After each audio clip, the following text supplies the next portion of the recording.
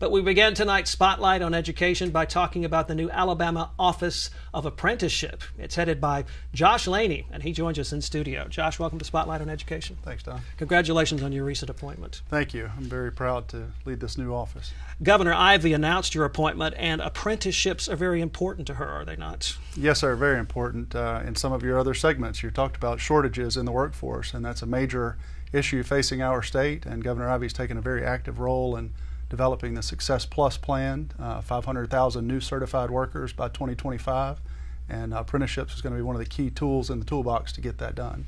Alabama Public Television, of course, is happy to partner with American Graduate Getting to Work and talking about workforce development.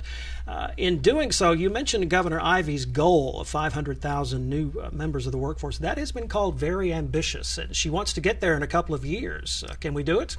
Yes, sir. It is a very ambitious goal, but it was driven by data. I mean, it's going to take that many. The rate of growth that we have and economic development that we have in Alabama, it's going to take that many in order to satisfy the demands of our employers. How important is apprenticeships to this goal?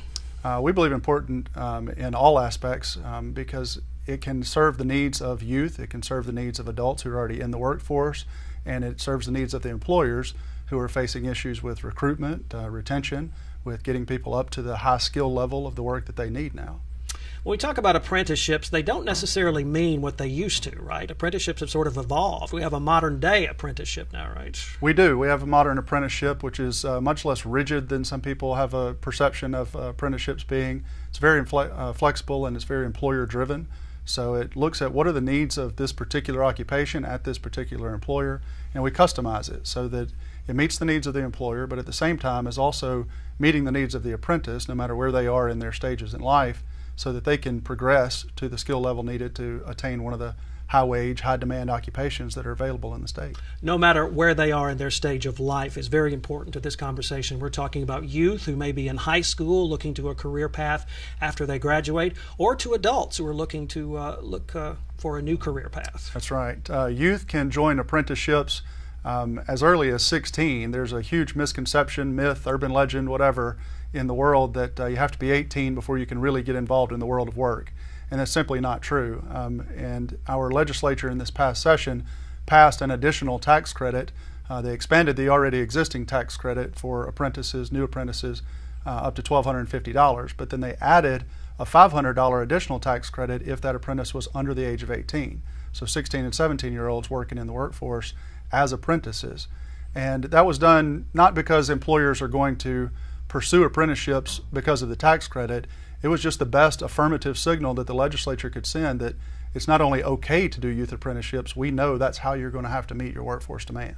There's been a recognition in this conversation that not everybody wants to proceed to college after high school. It's great that some do, but others choose to go directly to work, and it's these apprenticeships that really help them excel in doing so.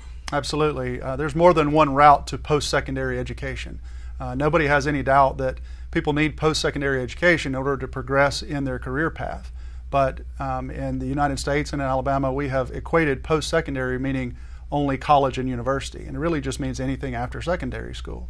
So apprenticeships are another viable option for people who don't want to do the traditional university path. They're not interested in accumulating the huge debt loads sometimes associated with the traditional path. And so this offers them an option so that they can earn a living and be learning the skills so that they can progress on their career. We mentioned that adults can also take advantage of this. Let's talk about the kind of adult that we see entering into these programs. Are we talking maybe those who've decided to change careers or are looking to pursue something they never got to pursue when they were younger? All of the above. We have a lot of very low unemployment in Alabama. 3% was the most recent number that I saw, which means that everybody who wants to work is working, essentially. But not everybody who wants to work is working in the job that they want to continue in. And some people are in low-wage jobs and they want to move to higher-wage jobs. They may be making a minimal salary and subsisting, but they're barely getting by, and they would like to do more than barely get by. Well, those people can't quit their job and go back to school full-time to learn a new skill set. Apprenticeships offer them an opportunity to continue earning a living while gaining that new skill set and putting themselves on an upward trajectory and earn more as they learn more. The advantages of this type of program are multifold. Alabama's really been on a roll in recent years with business and industrial development in the state. We have to keep up, though, with the demand for workforces, and this is one key way that we can do that, right? Absolutely. So my office is established as a workforce arm of the Department of Commerce, and Secretary Canfield is going all over recruiting new industry and new business to the state all the time, has been extraordinarily successful doing that. And so in order to keep that momentum, we have to continue to provide a trained and trainable workforce. And apprenticeships are one of the avenues that we're going to begin to exploit much more heavily in getting that training to the people that need it.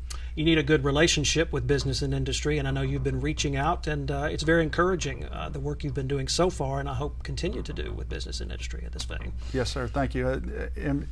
Any apprenticeship has to be employer-driven. We have a history, and I'm from the K-12 world, but we have a bit of a track record of developing a training program and then delivering it to the employer and saying, look what we built for you, aren't you satisfied with it? And apprenticeships don't work that way. It starts with the employer. It's not a bottom-up approach, and it's not a top-down, it's an employer-out. So we surround the employer with all of the supports that they need. Many of our employers are not professionally trained in developing training programs. That's a skill set. And so we can help them develop those structured training programs, help them come out with a uniform quality and a uniform standard for the workers that they need. We talked earlier a little bit about traditional and more modern apprenticeships. I know one of the goals that was stated for your office at its creation by Governor Ivey was to expand both traditional and industry-recognized apprenticeships. Can you help us understand the difference there? Industry-recognized apprenticeships are so new that the definition changes just about Really? every day. Yes, sir. The ultimate goal, though, is just to increase the flexibility. An industry-recognized apprenticeship can be authorized, recognized by what's called a standards recognition entity, and that entity could be a consortium of employers. And they're really meant for people in industries or companies in industries that have not been traditionally served by apprenticeships. We have a pretty clear path of how to do apprenticeships in construction and a pretty clear path of how to do it in manufacturing. But IT and healthcare and finance have not been heavily involved in utilizing apprenticeships in the past. And so it really was just another enticement, another way to let those industries know we're open for your business too. We want to be able to help you. We want to be able to help you take advantage of apprenticeships to meet your workforce needs, and it's just another tool in that box. Have you seen a willingness to work with you on some of those other sectors you talked about? Yes, sir. We have just started to break the ice. We've got outstanding partnerships in hospitality and tourism down in South Baldwin Chamber of Commerce. Sure. They've been a great friend of ours setting up programs. In the Birmingham area, the Central Six Workforce Council has helped to establish the state's first IT apprenticeships and also some apprenticeships in insurance. So it's really starting to break loose, and I think that once we let people know what the options are, and once those employers realize that it's not just for other kinds of businesses, we're going to see a real explosion in apprenticeships in Alabama. I want to go back to something we touched on earlier, and that is the recognition that not everybody wants to go to college, that some folks just want to go to work after high school. Getting to that recognition was key because those people have always been around. They just always haven't been maybe catered to like we should have, perhaps. Absolutely. I don't want to pigeonhole even an apprenticeship and say this is a non-college track. A lot of students are going to go and participate in apprenticeships, and the related technical instruction component, the classroom part of it, is mostly delivered through our Alabama Community College system, and they've been outstanding partners in this process. And so students do very often earn college credit-bearing coursework, which can translate to an associate's degree or a bachelor's degree or whatever if they want to continue on. So just like we don't want to tell students that the only path to success is university, we also don't want to imply that the university path or the college path is a bad one. We think that apprenticeships offer the best of both worlds. Many of our apprenticeships are ending in associate's degrees now, so you're getting a combination of those two things. These are golden times we're living in right now with the record low unemployment rate. But the important caveat that you pointed out early in the show, I think bears repeating here, is that most everybody who wants a job has a job now. They just might not have the job they want or the job they consider ideal for their skill set. And that's another bridge that apprenticeships can help cross, so to speak. Yes, sir, it is. We have a lot of people that are working in low-wage jobs in Alabama. They're employed and they're getting by. but they want to be able to do more, do better. They see all of the opportunities that are out there as we continue to recruit industries and businesses to this state, and they hear about these great jobs that are out there. They just don't hold the skill set. They either didn't get it before because it wasn't available, or they didn't get it before because they just didn't take advantage of what was available. Doesn't matter to us. If they want it now, we want to provide them a path to get to it. You're a former teacher, are you not? Former Yes, sir. educator. Tell us about how you feel as a former teacher to where we've come now, this evolution, so to speak. I feel great about it. I've been in the world of K-12 education my whole career, and as I started working up through career technical education, and then I worked at the State Department in workforce development for a while, State Department of Education, and I really came to understand that work-based learning is the ultimate form of a capstone project for any career path. And so I really believe that the sooner we can get students involved in real work-based learning, on-the-job training opportunities, the better. We do an excellent job in our K through 12 CTE programs of simulating the workplace and putting the students into laboratory environments and getting them all the hands-on we can get. But we also need to be able to carry it to that next level. We can simulate it only up to a point, and then you really need to be in the field and see the real-world situations that pop up.